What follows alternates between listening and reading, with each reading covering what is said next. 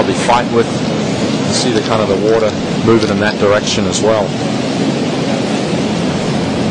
Jesper puts that ball in the back of his stance.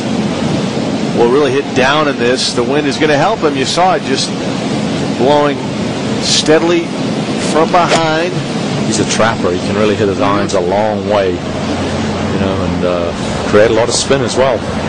Beautiful play for Jesper Parnevik. An opportunity for our fourth birdie here at 17. About 18 feet away.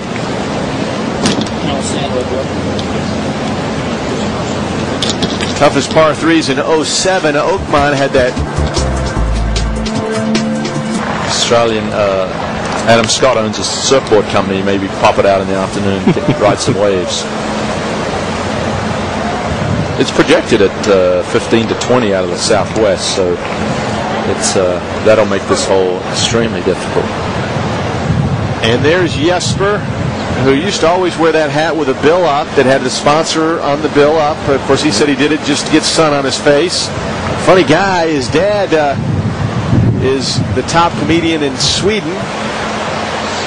Really a famous, almost like Don Rickles here in the United States. His father, very famous in Sweden as far as... a lot of the Swedes are colorful guys. I know he's eating volcanic dust. Yeah, some nutritional I should remember value. the volcanic dust. That's right. And Mia, his wife, is a lovely lady, and I think he's got four kids. So good family man.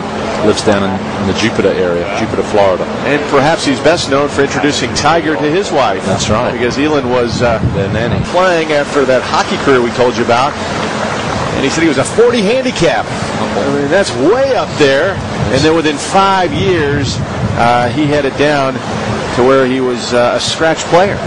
It's pretty incredible. That is an incredible run. If you could do that for some people as you start your academy, you'd make a lot of money. That's right. All right, Jesper Parnevik. I think he hit probably a lot more balls than the people that I'm going to be working with are willing to do. Jesper 188th on tour from 10 to 15 feet. And this putt right in that range at 13 and a half. See what he can do. Works hard on his game. Spends a lot of time on the range working on his ball flight and trying to not be quite as steep. He takes huge divots. So maybe he neglects his short game just a little bit. A little herky-jerky on this takeaway with a putter. Back and through and just misses the birdie putt on the right side and ran it by some 4 feet. I think when you end up trying to make a putt and you end up lose kind of control of the speed, that's when you're really not in control of what you're doing. It's you just pick the line, make your normal stroke, and then you're not trying to make it, you're just trying to hit the best putt you can and see what happens. Like he was trying to make that putt.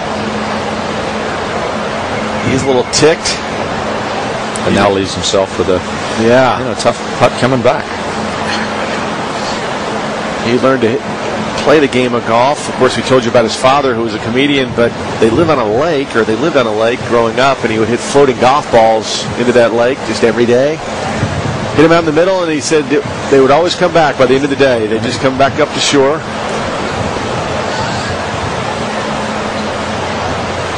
So now Parnevik from 4 feet, and Bob, this is a distance as he gets a little older. These get a little dicey sometimes. How come you looked at me so closely when you said when you're getting older? Parnevik from 4 feet, though, 25th on tour.